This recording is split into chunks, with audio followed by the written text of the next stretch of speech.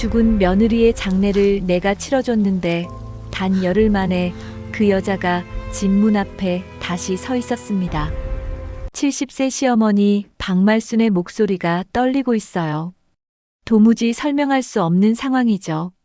장례식장에서 관 속에 누워있던 며느리를 직접 본 말순이에요. 화장까지 했다고 하는데 어떻게 이런 일이 가능할까요? 그날 비 오는 밤 문을 열어주지 않았던 내 잘못이 이렇게 돌아올 줄은 몰랐습니다.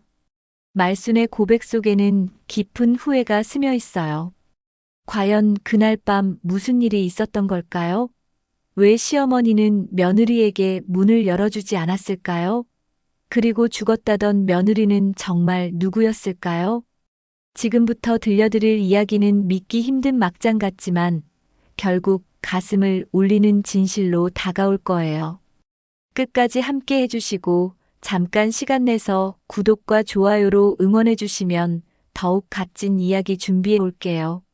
하늘이 무너져 내리는 듯한 폭우가 쏟아지던 그날 밤이었어요. 시계는 밤 11시를 가리키고 있었고 박말순은 거실에서 텔레비전을 보고 있었죠. 드라마 속 주인공이 눈물을 흘리는 장면이 나오고 있었는데 갑자기 대문을 두드리는 소리가 들려왔어요. 똑똑똑, 어머님 저예요. 정민이에요. 며느리 정민의 목소리였어요. 하지만 말순의 표정은 차갑게 굳어졌죠. 벽시계를 다시 한번 확인하더니 혀를 차며 중얼거렸어요. 이 시간에 어디서 들어와? 며느리 주제에. 정민은 계속해서 문을 두드렸어요. 빗소리가 너무 커서 말소리가 잘 들리지 않았지만 간절한 목소리가 느껴졌죠. 어머님, 제발 문 좀 열어주세요. 비가 너무 많이 와서. 하지만 말순은 꿈쩍도 하지 않았어요. 오히려 텔레비전 소리를 더 키웠죠. 30년 넘게 시어머니 노릇을 해온 그에게는 나름의 원칙이 있었어요. 며느리는 시어머니보다 일찍 집에 들어와야 하고 늦게 들어올 때는 미리 양해를 구해야 한다는 거였죠. 요즘 며느리들은 버릇이 없어. 남편도 시어머니도 우습게 보고 말순은 혼자서 중얼거리며 채널을 돌렸어요. 밖에서는 여전히 정민이 문을 두드리는 소리가 들려왔지만 점점 약해지고 있었죠. 1시간이 지났어요. 비는 더욱 거세게 내리고 있었고 바람까지 불기 시작했어요. 정민의 목소리는 이제 거의 들리지 않았지만 여전히 대문 앞에 서 있는 것 같았어요. 어머님, 정말 추워요. 감기 걸릴 것 같아요.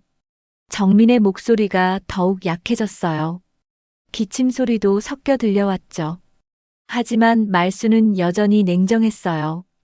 그럼 미리 들어올 것이지. 이제 와서 불쌍한 척? 또 1시간이 지났어요. 밖의 소리가 완전히 잦아들었죠. 말수는 궁금해서 창문으로 다가갔어요. 커튼 사이로 살짝 내다보니 정민이 대문 앞 처마 밑에 웅크리고 앉아 있었어요. 온몸이 비에 젖어서 떨고 있었죠. 그 순간 말순의 마음이 조금 흔들렸어요. 아무리 미워도 며느리인데 이렇게 비를 맞게 하는 게 맞나 싶었죠. 하지만 곧 고개를 저었어요. 한번 봐주면 버릇 없어져. 규칙은 지켜야 해. 새벽 1시가 되어서야 말수는 잠자리에 들었어요. 정민이 언제 들어갔는지는 신경 쓰지 않았죠. 아마 아들 상호가 늦게 들어와서 문을 열어줬을 거라고 생각했어요. 그런데 아침에 일어나 보니 상호가 혼자 있었어요. 정민은 보이지 않았죠. 정민이는 어디 갔냐? 엄마가 안 들여보내줬다며. 정민이가 새벽에 친정으로 갔다고 문자 보냈는데. 상호의 말을 들은 말수는 갑자기 가슴이 답답해졌어요. 뭔가 잘못된 느낌이 들었죠. 하지만 자신의 잘못을 인정하기는 싫었어요. 그럼 됐네.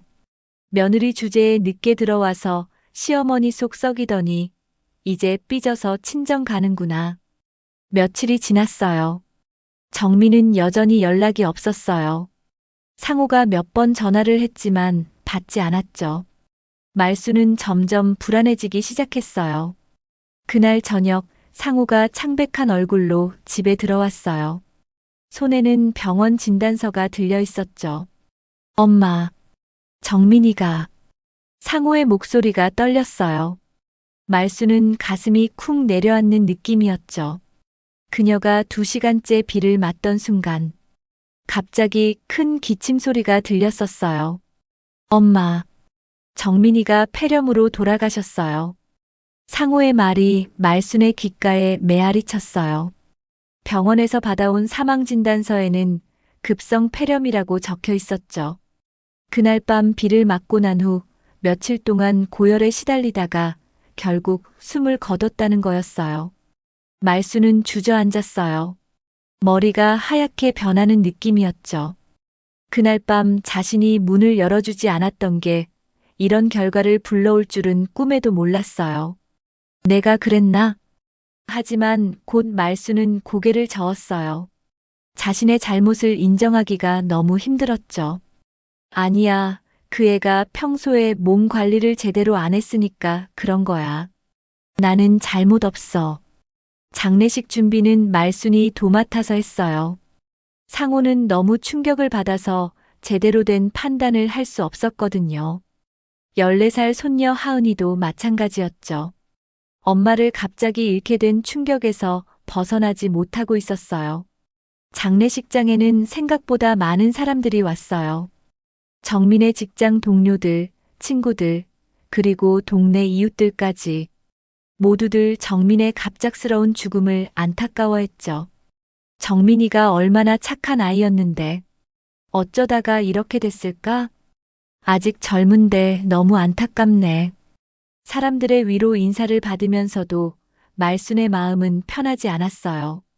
왠지 모르게 사람들의 시선이 자신을 향하고 있는 것 같았거든요.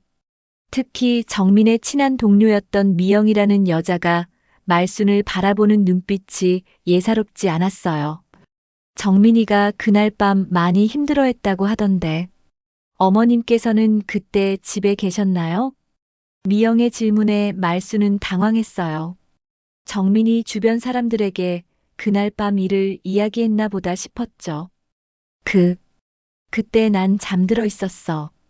아무것도 몰랐다고. 거짓말이었어요.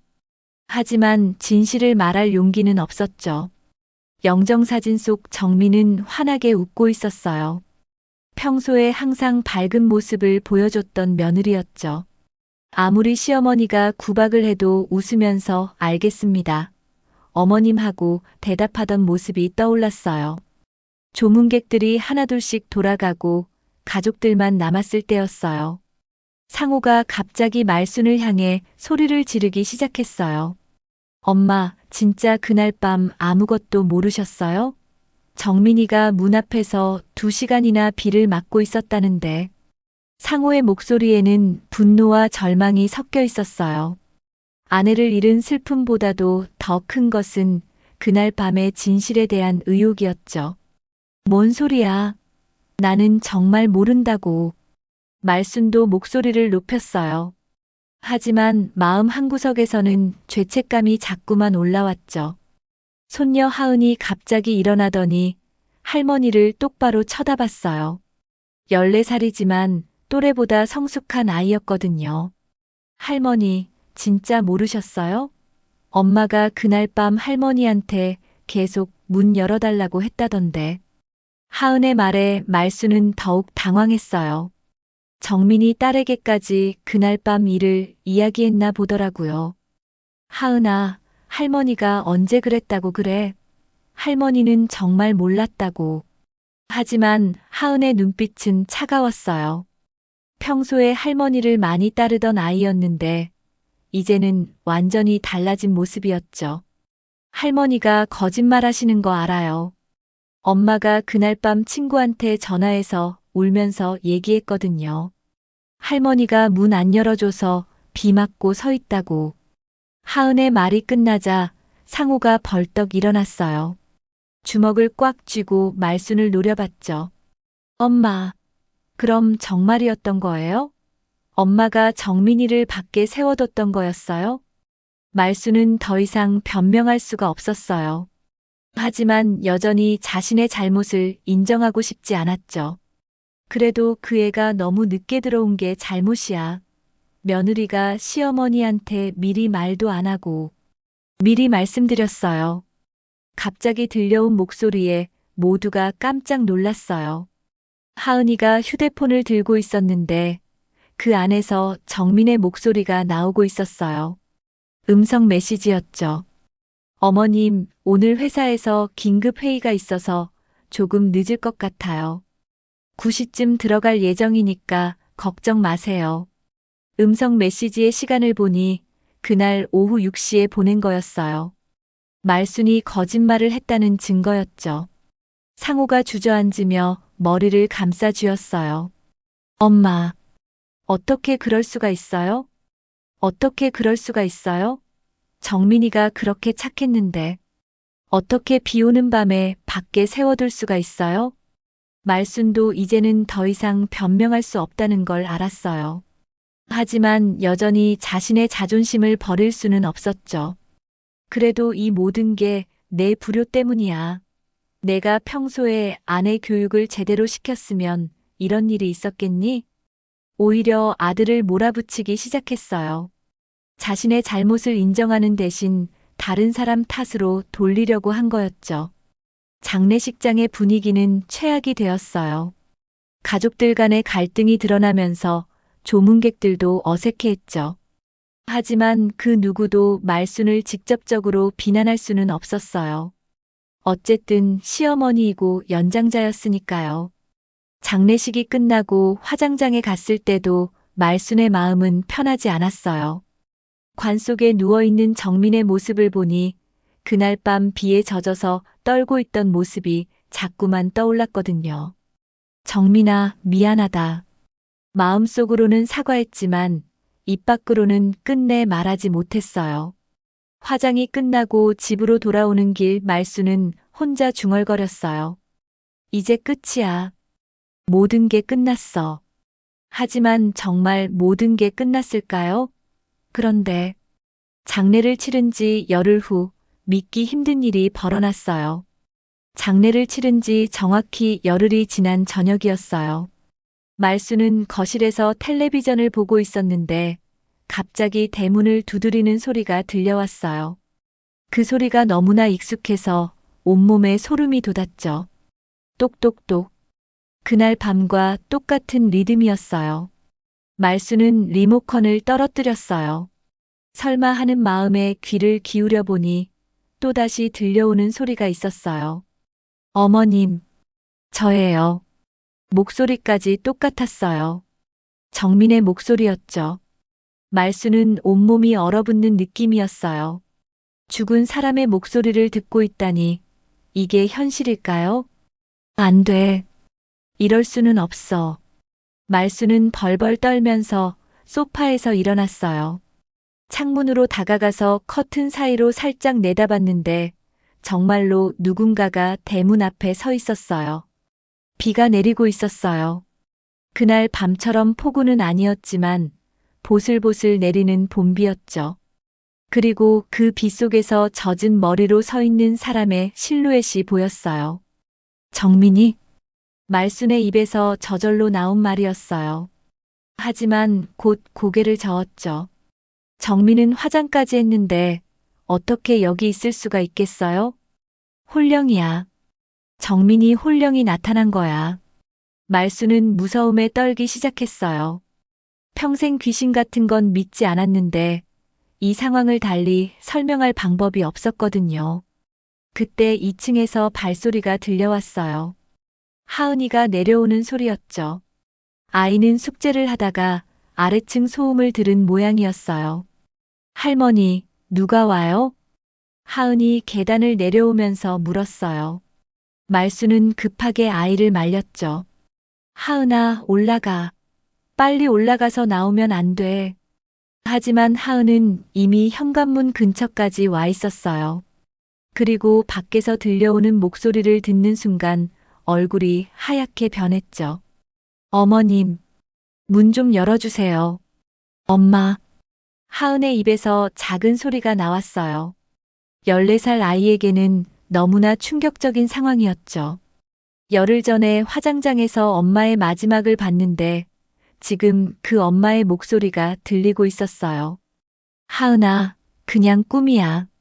우리가 너무 엄마를 그리워해서 환청이 들리는 거야. 말순이 황급히 설명했지만 하은은 이미 현관문 쪽으로 달려가고 있었어요. 엄마, 엄마예요. 하은이 문고리를 잡으려는 순간 말순이 뒤에서 아이를 붙잡았어요. 안 돼. 문 열면 안 돼. 왜요? 엄마인데 왜 안 돼요? 하은이 울면서 소리쳤어요. 말순도 울고 있었죠. 무서움과 죄책감이 동시에 몰려왔거든요. 그때 밖에서 다시 소리가 들려왔어요. 하은아, 엄마야. 문 좀 열어줘. 이번에는 확실히 정민의 목소리였어요. 하은을 부르는 다정한 목소리 말이죠. 하은이 더욱 격하게 울기 시작했어요. 엄마, 엄마, 정말 엄마죠? 하은이 말순을 뿌리치고 문고리를 돌렸어요.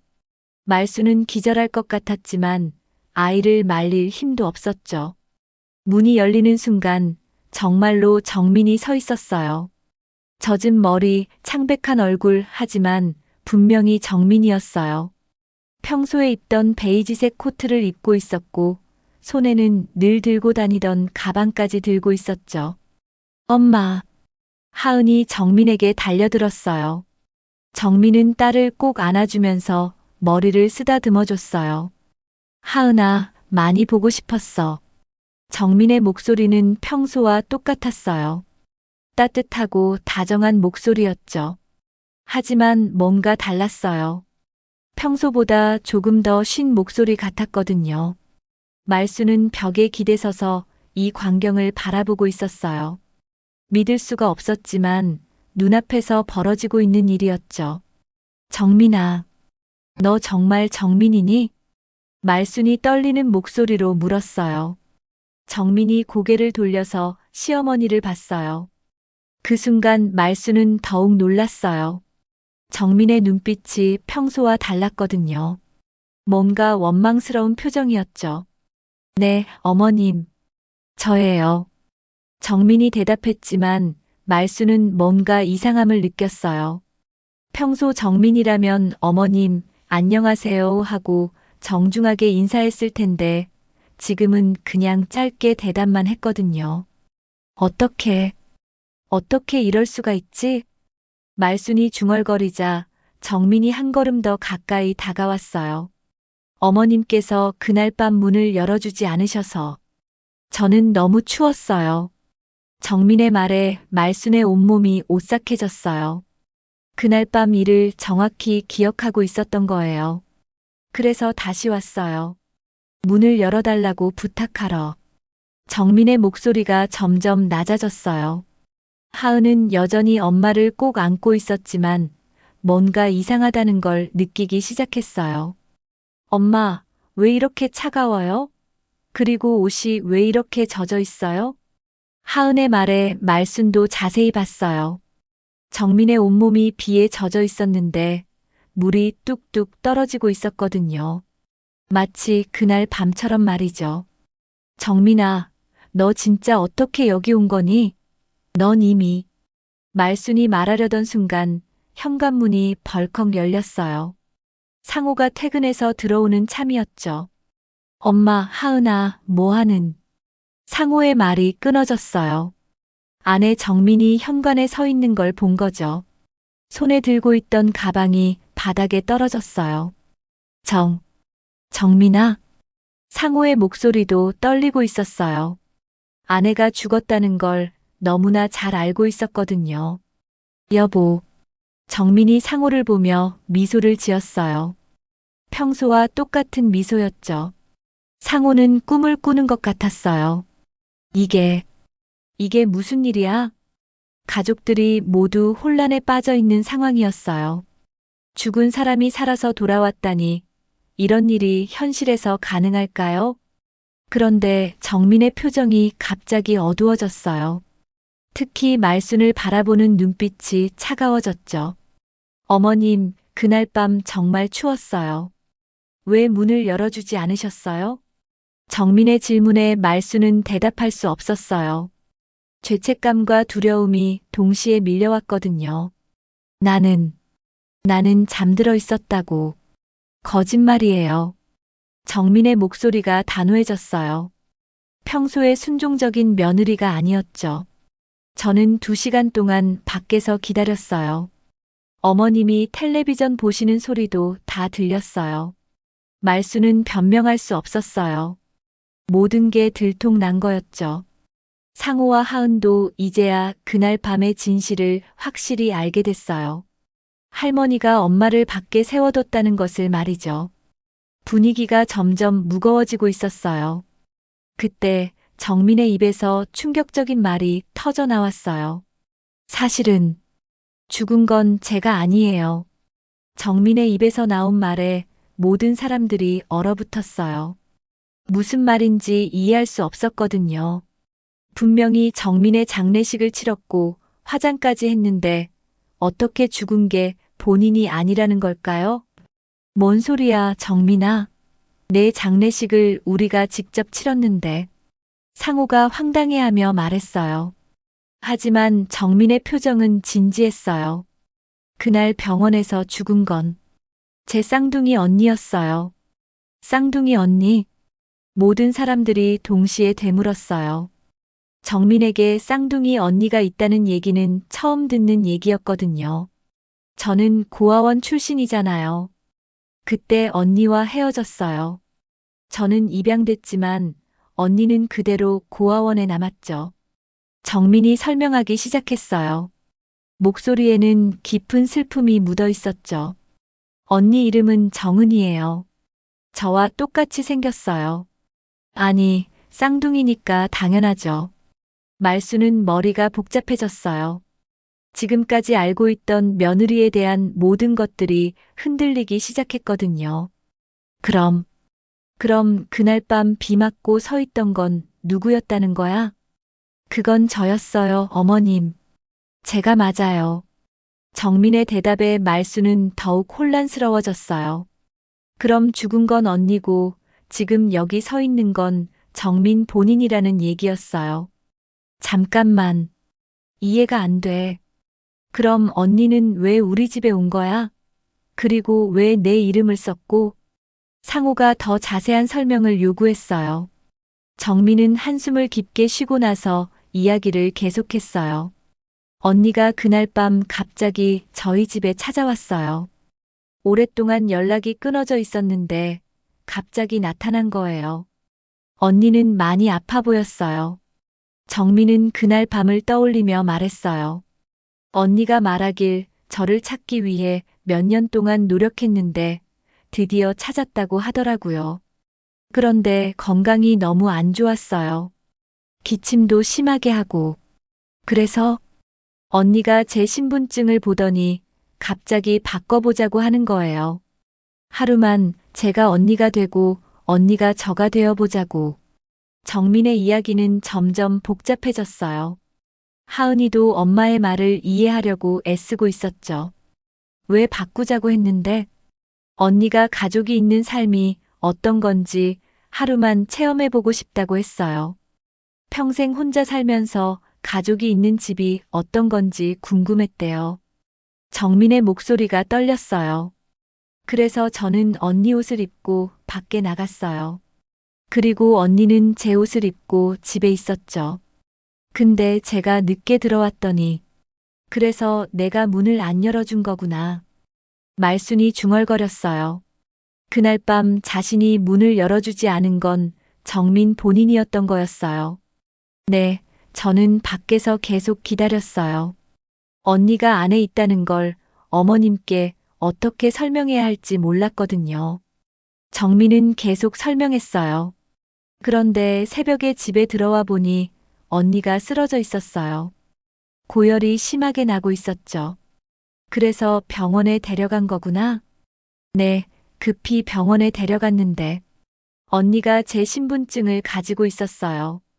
그래서 병원에서는 김정민으로 등록됐죠. 상황이 점점 명확해졌어요. 신분이 바뀐 상태에서 언니가 병원에 입원하게 된 거였어요. 언니는 며칠 동안 의식이 없었어요. 저는 계속 곁에 있었는데 간호사들은 저를 언니의 가족이라고 생각했죠. 그럼 언니가 죽었을 때는 어떻게 됐는데? 상호가 물었어요. 저는 너무 혼란스러웠어요.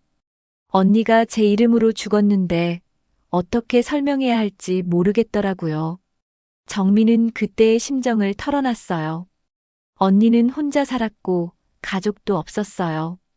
그래서 그냥 제가 죽은 것처럼 놔뒀어요. 하지만 우리는 엄마가 죽었다고 생각했잖아. 하은이 울면서 소리쳤어요. 엄마를 잃었다고 생각하며 며칠 동안 울었던 게 생각났거든요. 미안해, 하은아. 정말 미안해. 정민도 눈물을 흘렸어요. 그럼 지금까지 어디 있었던 거야? 상호가 물었어요. 언니가 살던 고시원에 있었어요. 언니 짐을 정리하면서 어떻게 해야 할지 고민하고 있었어요. 정민은 가방에서 낡은 편지 봉투를 꺼냈어요. 그런데 언니 짐 속에서 이걸 발견했어요. 편지 봉투는 오래되어 보였어요. 겉면에는 김정은이라고 적혀 있었죠. 언니가 평생 가지고 다니던 편지래요. 고아원에서 나올 때 받은 거라고. 말순이 편지를 받아보니 고아원 원장의 이름으로 되어 있었어요. 이 편지에 언니의 출생에 대한 정보가 적혀 있어요. 정민이 설명했어요. 언니는 태어나자마자 고아원에 맡겨졌대요. 부모에 대한 정보는 전혀 없고, 편지를 읽어보니 정은이라는 아이가 1994년 3월 15일에 고아원에 맡겨졌다고 적혀 있었어요. 부모의 신원은 불명이라고 되어 있었죠. 그런데 이상한 건 언니가 왜 그날 밤 갑자기 우리 집에 나타났는지 모르겠어요. 정민이 고개를 저었어요. 언니가 마지막에 한 말이 있어요. 가족이 있는 게 이렇게 따뜻한 거구나라고. 정민의 말에 모든 사람들이 숙연해졌어요. 언니는 단 하루만이라도 가족이 있는 삶을 살아보고 싶었던 것 같아요. 그런데 정민이 울음을 터뜨렸어요. 그런데 그 하루가 마지막이 될 줄 몰랐어요. 말순도 마음이 아팠어요. 비록 자신의 친딸은 아니었지만 외로운 아이가 가족의 따뜻함을 느끼려고 왔는데 결국 죽게 됐다는 게 너무 안타까웠거든요. 정민아, 내가 그날 밤 문을 열어줬더라면 어머님 잘못이 아니에요. 어머님은 제가 늦게 들어온다고 생각하셨으니까요. 하지만 말순의 마음은 편하지 않았어요. 어쨌든 한 생명이 자신 때문에 죽게 된 거였으니까요. 상호도 복잡한 심정이었어요. 아내가 살아있다는 기쁨과 동시에 죄 없는 사람이 죽었다는 죄책감이 교차했거든요. 그럼 이제 어떻게 해야 할까? 하은이 물었어요. 언니를 제대로 보내드려야죠. 정민이 대답했어요. 그리고 어머님께 사과드려야 해요. 그동안 걱정 끼쳐드려서. 무슨 소리야. 내가 사과할 일이 뭐가 있어. 말순이 정민의 손을 잡았어요. 오히려 내가 미안하다. 그 아이를 그렇게 냉대해서. 가족들이 서로를 위로하는 순간이었어요. 그 편지 속 이름을 보는 순간 모두가 숨을 멈췄어요. 편지 속에는 정은이 고아원에 있을 때 쓴 일기장 한 페이지가 들어 있었어요. 어린 글씨로 언제가 될지 모르지만 쌍둥이 동생 정민이를 꼭 찾을 거야라고 적혀 있었죠. 그 글을 본 순간 모든 사람들이 숙연해졌어요. 평생 혼자 살면서도 가족을 그리워했던 정은의 마음이 느껴졌거든요. 하지만 이런 감동적인 분위기도 잠시였어요. 마을에는 이미 이상한 소문들이 퍼지기 시작했거든요. 그 다음 날부터 동네 아주머니들이 하나둘씩 말순의 집 앞에 모여들기 시작했어요. 다들 무슨 일인지 궁금해했거든요. 정말 며느리가 살아 돌아온 거야? 아니, 그게 아니라 쌍둥이였다더라. 그런데 그게 문제가 아니래. 더 큰 일이 있다던데. 소문은 점점 부풀려져서 퍼져갔어요. 진실보다는 자극적인 이야기들이 더 빨리 전해졌죠. 마을 사람들은 말순이 며느리를 그날 밤밖에 세워뒀다는 이야기에 더욱 관심을 보였어요. 평소에도 말순의 까칠한 성격을 알고 있던 사람들이었거든요. 말순이 그 성격 알고 있었지만 이 정도일 줄은 몰랐네. 며느리한테 그렇게 구박하더니 결국 사람까지 죽게 만들었구나. 비 오는 밤에 밖에 세워뒀다니. 정말 너무하네. 사람들의 수군거림이 점점 커져갔어요. 말순에 대한 비난의 목소리도 높아지기 시작했죠. 그런데 진짜 문제는 따로 있었어요. 하은이가 학교에서 돌아온 후 참지 못하고 친구들과 마을 사람들에게 그날 밤의 진실을 털어놓기 시작한 거였어요. 할머니가 그날 밤 엄마를 밖에 세워뒀어요. 하은이가 마을 아주머니들 앞에서 큰 소리로 외쳤어요. 14살 아이에게는 더 이상 참기 힘든 일이었거든요. 엄마가, 아니, 엄마인 줄 알았던 분이 그날 비를 맞으면서 2시간 동안 문 앞에 서 있었는데 할머니가 문을 열어주지 않았어요.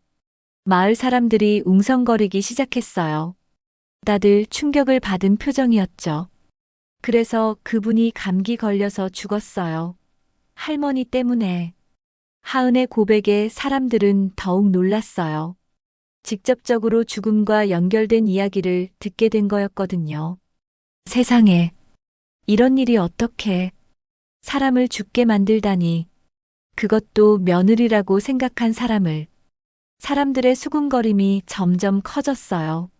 말순에 대한 비난의 목소리도 높아지기 시작했죠. 말순이 그 독한 성격 알고 있었지만 이건 너무 심하네. 며느리한테 그렇게 매정하게 굴더니. 천벌이야, 천벌. 마을 사람들의 비난이 쏟아지자 말순은 집 안에 숨어 있을 수밖에 없었어요. 밖에 나가기가 무서웠거든요. 하지만 하은의 폭로는 여기서 끝나지 않았어요. 할머니는 지금까지도 잘못했다고 생각 안 해요. 처음에는 자기가 잠들어 있었다고 거짓말까지 했어요. 하은의 말에 사람들이 더욱 분노했어요. 이 정도 상황에서도 거짓말을 했다는 게 말이 됐을까요? 정말 몰상식하네. 사람이 죽었는데도 거짓말을. 이런 사람이 어떻게 시어머니 노릇을 했을까? 마을의 분위기는 완전히 말순에게 등을 돌린 상태가 됐어요. 평소에도 말순의 독한 성격을 불편해하던 사람들이었지만 이번 일은 선을 넘었다고 생각했거든요. 며칠 후 마을 회관에서 주민 모임이 있었어요. 원래는 마을 축제 준비를 위한 모임이었는데 화제는 온통 말순의 이야기였죠. 말순이가 마을의 체면을 깎아먹었어. 이런 사람과 같은 동네에 살고 있다는 게 부끄럽다. 아이들 교육에도 안 좋아. 사람들의 비난은 점점 과격해졌어요. 심지어 몇몇 사람들은 말순을 마을에서 내쫓아야 한다고 주장하기도 했죠. 이런 일을 저지르고도 뻔뻔하게 지내려고 하나? 최소한 마을 사람들에게 사과라도 해야지. 우리 마을 이미지가 얼마나 나빠졌는데. 그런 소식이 말순의 귀에도 들어왔어요. 이웃 아주머니가 일부러 들려주는 형식으로 전해준 거였죠. 말순아, 마을 사람들이 너를 좋게 보지 않아. 조심해야 할 거야. 하지만 그 아주머니의 말투에서도 차가운 시선이 느껴졌어요. 평소에 인사하던 사이였는데 이제는 완전히 달라진 태도였죠. 말순은 점점 외톨이가 되어갔어요. 평소에 인사하던 이웃들도 이제는 고개를 돌렸고 상점에서 물건을 사려고 해도 사람들이 수군거렸죠. 저 사람이 그 말순이야. 며느리를 밖에 세워둬서 죽게 만든. 정말 무서운 사람이네. 말순은 외출조차 제대로 할 수 없게 됐어요. 어디를 가도 사람들의 시선과 수군거림을 피할 수 없었거든요. 장을 보러 가도 상인들이 차가운 눈으로 쳐다봤고, 은행에 가도 직원들이 속삭이는 소리가 들렸어요. 마을 전체가 말순을 따가운 시선으로 바라보고 있었죠. 집에서도 편하지 않았어요. 아들 상호는 어머니를 보는 눈빛이 완전히 달라졌고, 손녀 하은은 아예 말을 걸지도 않았어요. 엄마, 이제 어떻게 해야 될까요? 상호가 한숨을 쉬며 물었어요. 직장에서도 동료들이 수군거리는 소리가 들려왔거든요. 아들까지 눈치를 보게 만든 거였어요. 모르겠다. 정말 모르겠어. 말순의 대답은 힘없었어요. 모든 게 자신의 잘못이라는 걸 알면서도 어떻게 해야 할지 방법을 모르겠더라고요. 정민은 말순을 감싸주려고 노력했지만 마을 사람들의 시선은 쉽게 바뀌지 않았어요. 어머님은 잘못 없으세요. 저를 며느리라고 생각해서 그랬던 거니까. 하지만 사람들은 정민의 말을 믿지 않았어요. 오히려 며느리가 시어머니를 감싸고 있다고 생각했죠. 며칠 후 마을 앞 공터에서 큰 일이 벌어졌어요. 마을 사람들이 모여서 말순에 대해 이야기하고 있는데 갑자기 몇몇 사람들이 말순의 집으로 향하기 시작한 거였어요. 말순이를 직접 만나서 따져봐야겠어.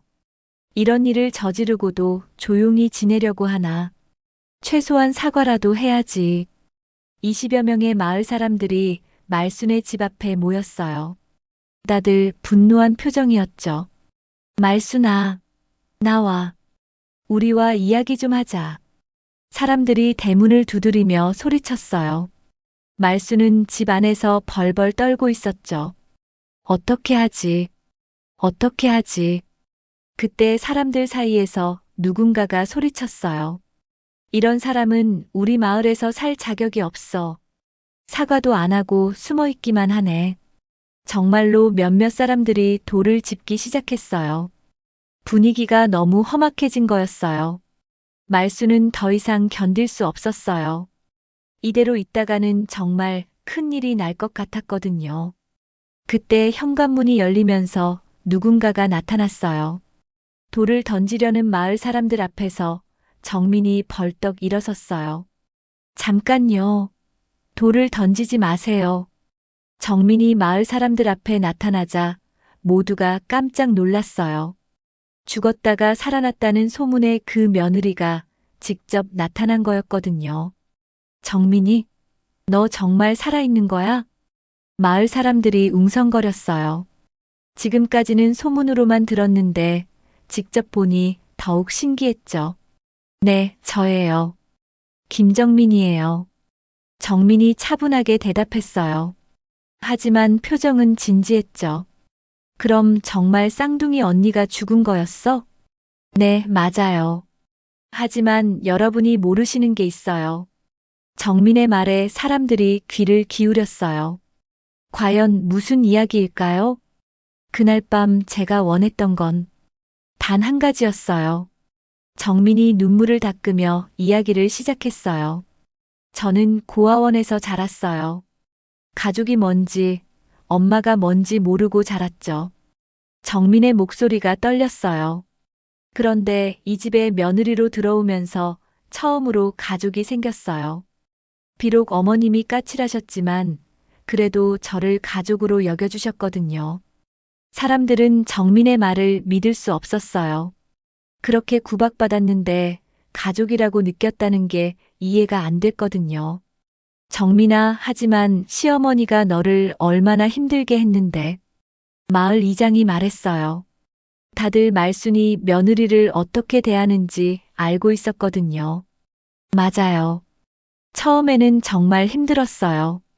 정민이 솔직하게 인정했어요. 어머님은 제가 하는 모든 일에 불만이셨고 항상 뭔가 틀렸다고 하셨죠. 밥을 해도 청소를 해도 빨래를 해도 항상 부족했어요. 정민은 그동안의 일들을 차근차근 털어놨어요. 그런데 어느 날 깨달았어요. 어머님이 저한테 관심을 갖고 계신다는 걸요. 무슨 소리야? 그게 관심이야? 누군가가 반박했어요. 네, 관심이에요. 진짜 관심이에요. 정민의 목소리가 확고해졌어요. 어머님은 저희 하은이를 정말 많이 예뻐하셨어요. 제가 일 나간 사이에 하은이 돌봐주시고 맛있는 것도 해주시고 그런 모습을 볼 때마다 느꼈어요. 이분이 정말 우리 가족이구나. 하은이도 정민의 말을 듣고 있었어요. 그동안 할머니에게만 화가 나 있었는데 엄마의 이야기를 들으니 마음이 복잡해졌죠. 그날 밤도 그랬어요. 정민이 가장 중요한 이야기를 시작했어요. 저는 사실 어머님의 인정을 받고 싶었어요. 사람들이 조용해졌어요.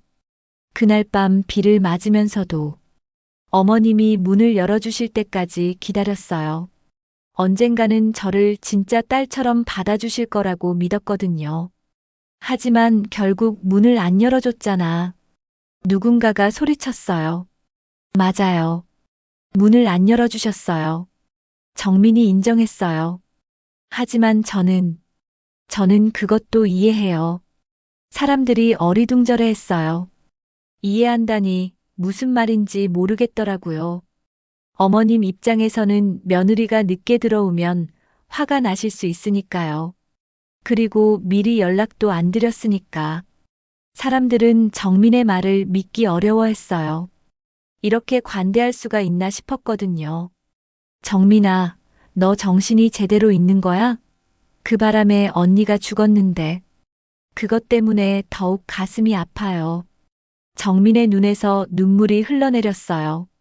언니는 평생 가족을 그리워했어요. 고아원에서 혼자 자라면서 가족이 있는 삶을 꿈꿨거든요. 정민은 언니 이야기를 시작했어요. 언니가 저를 찾아온 건 가족이 어떤 건지 알고 싶어서였어요. 정말 하루만 가족이 있는 삶을 살아보고 싶다고 했어요. 그래서 신분을 바꾼 거구나. 네. 그런데 정민의 목소리가 더욱 떨렸어요. 언니가 마지막에 병원에서 한 말이 있어요. 의식을 잃기 전에 사람들이 더욱 집중했어요. 언니가 가족이 있는 집이 이렇게 따뜻한 거구나 라고 했어요. 이 말에 모든 사람들이 숙연해졌어요. 언니는 죽는 순간까지도 가족의 따뜻함을 그리워했어요. 단 하루만이라도 가족이 되고 싶었던 거예요. 정민의 말에 말순이 집 안에서 흐느끼는 소리가 들렸어요.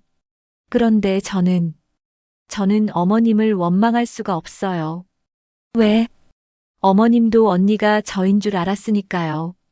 만약 정말 제가 그렇게 늦게 들어왔다면 어머님이 화내실 만했어요.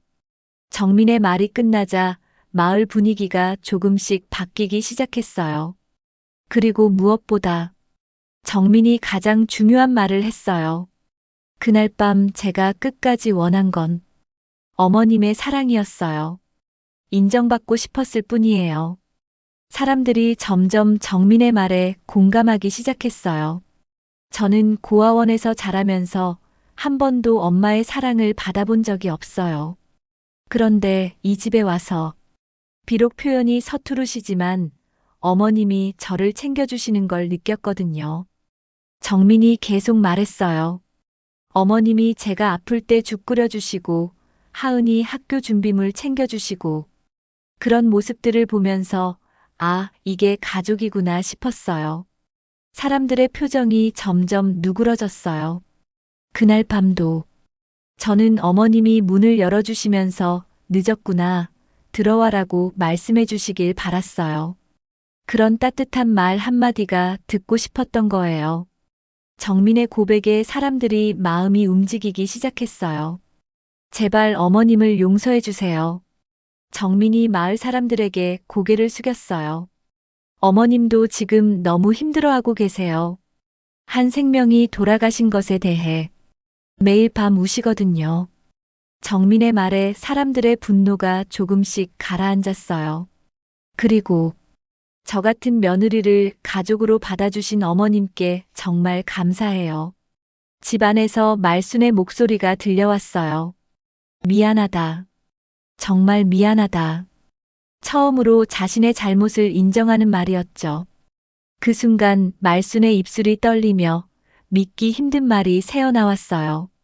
정민아, 내가 정말 내 딸 같아. 말순의 떨리는 목소리가 집 안에서 흘러나왔어요. 하지만 아직 집 밖으로 나오지는 않았죠. 30년 넘게 고집스럽게 살아온 사람이 하루아침에 변하기는 쉽지 않았거든요. 마을 사람들은 정민의 말을 듣고 조금씩 마음이 누그러졌지만 여전히 석연치 않은 표정들이었어요. 그래도 정민아, 내가 너무 착한 거 아니야? 맞아. 아무리 그래도 그날 밤 일은 사람들이 여전히 말순을 완전히 용서할 수는 없다는 반응을 보였어요. 그때 하은이가 앞으로 나섰어요. 14살이지만 또래보다 훨씬 당찬 아이였거든요. 잠깐만요, 여러분. 하은의 목소리에는 분명한 의지가 담겨 있었어요. 저는 엄마와 다르게 생각해요. 할머니의 잘못은 분명히 지적되어야 한다고 봐요. 사람들이 하은을 주목했어요. 아이가 어른들에게 당당하게 맞서는 모습이 인상적이었거든요. 엄마는 너무 착해서 할머니를 감싸주시지만 저는 다릅니다. 하은의 말에 사람들이 고개를 끄덕였어요. 할머니 세대의 잘못된 고부관념 때문에 얼마나 많은 며느리들이 고생했는지 아세요? 하은이 목소리를 높였어요. 할머니는 항상 말했어요. 며느리는 시어머니 말을 무조건 들어야 한다. 며느리는 집안의 가장 낮은 사람이다. 이런 말들을요. 마을 사람들 중에서도 며느리 경험이 있는 여성들이 공감의 표정을 지었어요. 맞아, 하은아. 우리 때도 그랬어. 시어머니 눈치 보느라 얼마나 힘들었는데. 하은은 더욱 당당해졌어요. 그런데 지금은 2024년이에요. 더 이상 그런 구시대적 사고방식으로 살아서는 안 돼요. 하은의 말에 젊은 엄마들이 박수를 치기 시작했어요. 옛날식 고부관념은 이제 끝내야 해요. 우리 엄마 세대는 더 이상 희생하지 않을 거예요. 하은의 외침에 더 많은 사람들이 호응했어요. 특히 30대, 40대 여성들의 반응이 뜨거웠죠. 하은이 말이 맞아. 우리도 더 이상 참지 말자. 시대가 바뀌었는데 사고방식은 왜 그대로야? 분위기가 완전히 바뀌었어요. 처음에는 말순을 단순히 비난하는 분위기였는데 이제는 구시대적 사고방식 자체에 대한 비판으로 발전한 거였어요. 하은이 계속 말했어요. 할머니, 들리세요? 저는 엄마처럼 참지 않을 거예요. 집 안에서 말순이 움찔하는 소리가 들렸어요. 엄마가 왜 그날 밤 비를 맞으면서도 문 앞에서 기다렸는지 아세요? 할머니에게 인정받고 싶어서였어요. 하은의 목소리에 감정이 담겼어요. 하지만 저는 다릅니다. 저는 할머니에게 인정받으려고 제 자존심을 버리지 않을 거예요. 마을 사람들이 박수를 쳤어요. 어린아이가 이렇게 당당하게 자신의 의견을 표현하는 모습이 대견했거든요. 그리고 할머니, 엄마 언니가 죽은 건 할머니 책임이에요. 하은의 말이 점점 강해졌어요. 물론 할머니가 그분을 쌍둥이 언니인 줄 몰랐다고 해서 죄가 없어지는 건 아니에요. 누구든지 비 오는 밤에 사람을 밖에 세워두는 건 잘못된 거니까요. 사람들이 하은의 말에 고개를 끄덕였어요. 할머니는 지금까지 며느리 주제라는 말을 얼마나 많이 하셨는지 아세요? 그 말 자체가 차별이에요. 하은의 지적에 며느리들이 공감했어요. 맞아, 하은아. 며느리도 똑같은 사람인데 왜 며느리만 참아야 하는 거야? 하은이 더욱 목소리를 높였어요. 그리고 할머니는 항상 말했어요. 요즘 며느리들은 버릇이 없다고. 하지만 정작 버릇 없는 건 누구인가요? 하은이 집을 향해 소리쳤어요. 비 오는 밤에 사람을 밖에 세워두고 사람이 죽었는데도 처음에는 잘못을 인정하지 않으려고 했던 할머니가 더 버릇 없는 거 아닌가요? 마을 사람들이 더욱 격하게 호응했어요. 하은이 말이 100번 맞아. 정말 누가 버릇 없는 건지 모르겠네. 그때 집 안에서 상호의 목소리가 들려왔어요. 하은아, 그만해. 할머니도 지금 많이 반성하고 계셔. 하지만 하은은 멈추지 않았어요. 아빠도 문제예요. 아빠는 왜 엄마가 그렇게 힘들어하는 걸 모른 척 했어요? 하은이 아버지까지 비판하기 시작했어요. 남편으로서 아내를 보호해야 할 의무가 있잖아요. 그런데 할머니와 엄마 사이에서 중재 역할도 제대로 안 하고 상호도 할 말이 없었어요. 딸의 말이 맞았거든요. 이제부터는 달라져야 해요. 할머니도 아빠도 그리고 우리 사회 전체가. 하은의 외침에 마을 전체가 숙연해졌어요. 여성들이 더 이상 일방적으로 참고 희생하는 시대는 끝났어요. 우리에게도 인권이 있고 존중받을 권리가 있어요. 젊은 여성들이 열렬히 박수쳤어요. 특히 며느리라는 이유로 무시받고 차별받는 건 절대 안 돼요. 하은의 말에 모든 며느리들이 공감했어요. 할머니 같은 분들이 며느리는 원래 그런 거야 라고 생각하시니까 이런 일이 계속 반복되는 거예요. 하은이 핵심을 짚었어요. 그리고 할머니, 진짜 미안하다면 앞으로 행동으로 보여주세요. 말로만 미안하다고 하지 말고. 하은의 마지막 말에 집안이 조용해졌어요. 잠시 후 현관문이 천천히 열렸어요. 말순이 나타났어요. 얼굴은 창백했지만 결연한 표정이었죠. 하은아, 내 말이 맞다. 말순이 처음으로 손녀의 말을 인정했어요. 할머니가 잘못 생각하고 있었구나. 말순의 목소리가 떨렸어요. 그동안 며느리를 사람 취급도 안 하고 정민이를 진짜 딸처럼 생각하지도 못했어. 말순이 마을 사람들 앞에서 자신의 잘못을 인정했어요. 이제부터는 정말 달라질게. 정민이를 내 친딸처럼 대할게. 말순의 고백에 사람들이 조금씩 마음을 열기 시작했어요. 그 순간 말순이 무릎을 꿇었어요. 마을 사람들 앞에서 무릎을 꿇는 순간 모든 사람들이 숨을 죽였어요. 70세 노인이 이렇게 자신을 낮추는 모습을 보는 건 쉬운 일이 아니었거든요. 미안합니다. 정말 미안합니다. 말순의 목소리는 떨리고 있었어요. 평생 고개를 숙인 적이 없던 사람이었는데 지금은 완전히 무너진 모습이었죠. 내가 정말 잘못했습니다. 며느리를, 아니, 정민이를 사람 취급도 제대로 안 했어요. 사람들이 조용히 말순의 고백을 들었어요. 그리고 그 불쌍한 아이를, 정민이 언니를 그렇게 냉대해서 죽게 만들었어요. 이런 시어머니가 어디 있겠어요?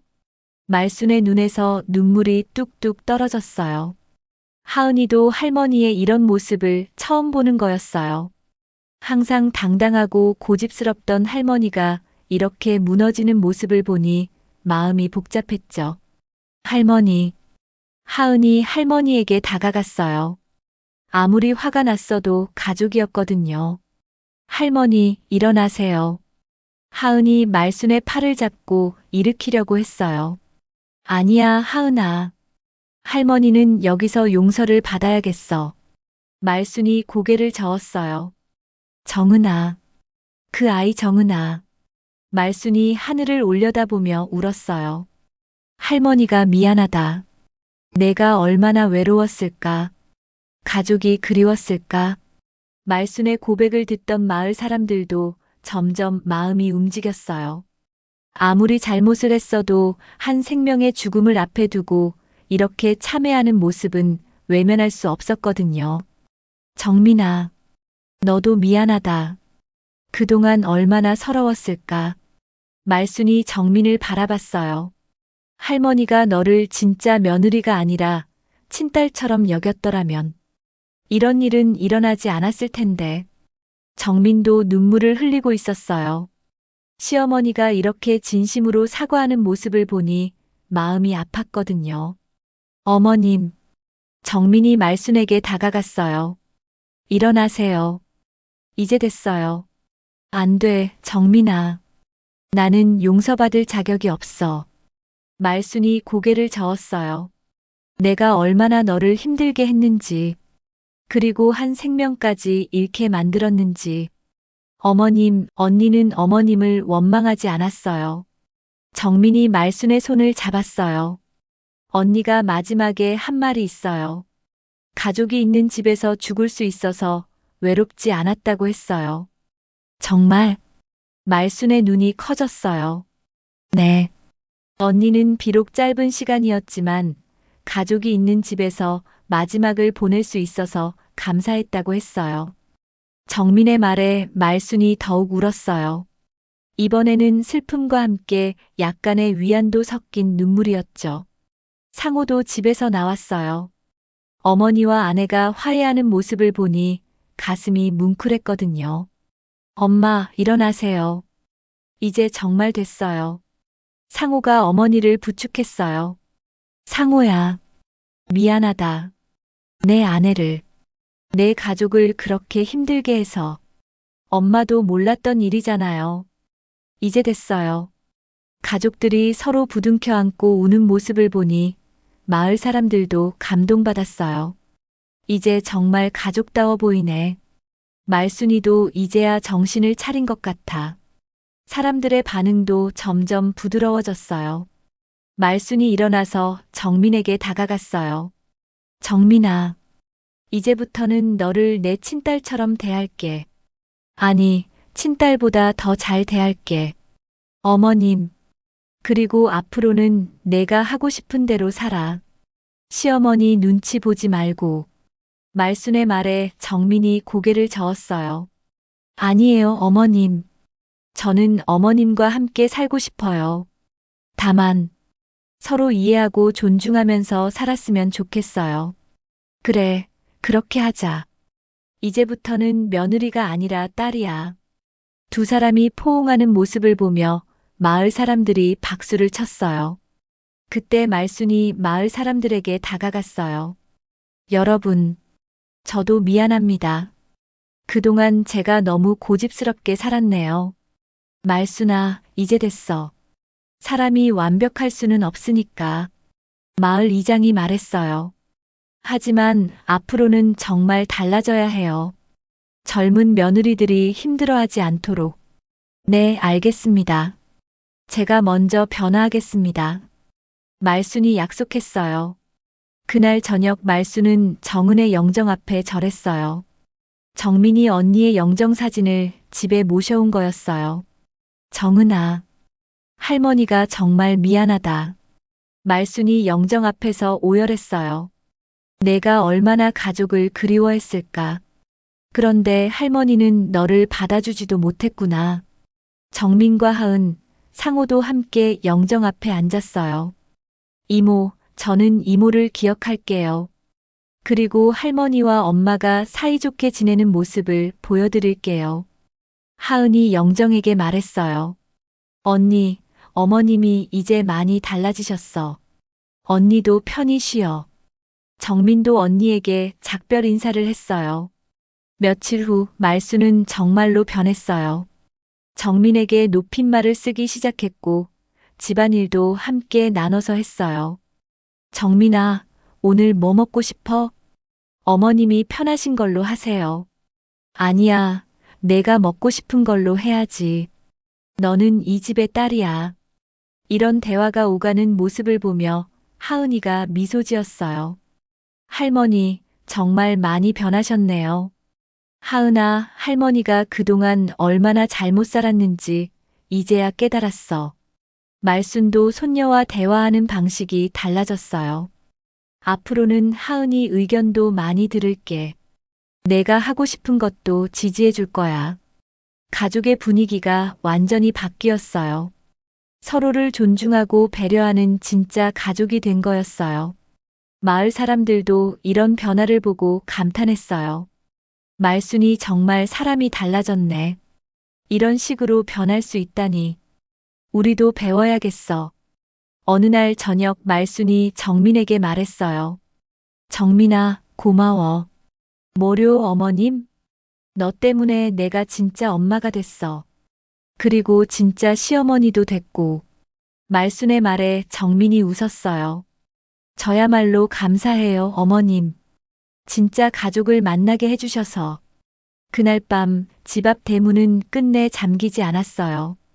그로부터 석 달이 지났어요. 말순은 마지막 독백을 남기며 창문 너머 저녁 하늘을 바라보고 있었어요. 가족은 억누르는 게 아니라 지켜주는 거였구나. 70년을 살아오면서 이제야 깨달은 진실이었죠. 그동안 자신이 얼마나 잘못 살아왔는지 이제야 알게 된 거예요. 대문 앞에는 작은 화분들이 놓여 있었어요. 정민과 하은이가 함께 심은 꽃들이었죠. 예쁜 꽃들이 피어나는 모습을 보니 이 집도 새롭게 태어나는 것 같았어요. 정은아, 할머니가 이제야 깨달았다. 가족의 진짜 의미를. 내 동생 정민이를 정말 딸처럼 아끼고 있어. 말순이 하늘을 올려다보며 중얼거렸어요. 언젠가 그 아이가 이 말을 들어줄 거라고 믿고 있었거든요. 집 안에서는 정민이 하은이와 함께 저녁 준비를 하고 있었어요. 이제는 시어머니가 뭐 도와줄까? 하고 물어보는 따뜻한 가정이 되었죠. 어머님, 저녁 드세요. 정민이 밝은 목소리로 불렀어요. 말순은 미소를 지으며 일어났어요. 그래, 간다. 우리 딸아. 더 이상 닫힌 대문은 없을 거라고 말순은 마음속으로 다짐했어요.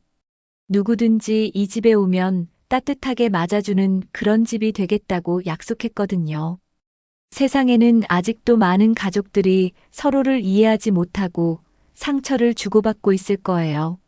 하지만 진정한 사랑이 무엇인지 깨닫는다면 언제든 새로운 시작을 할 수 있을 거예요. 오늘 이야기가 마음에 울림을 주었다면 구독과 좋아요로 응원해주세요. 구독 버튼을 누르면 재물이 쌓이고 건강해지는 복이 찾아온다고 합니다. 또 이 이야기를 가족이나 친구와 공유해보세요. 내일의 이야기는 더 놀라운 반전으로 돌아올 거예요. 여기까지 들어주셔서 감사합니다.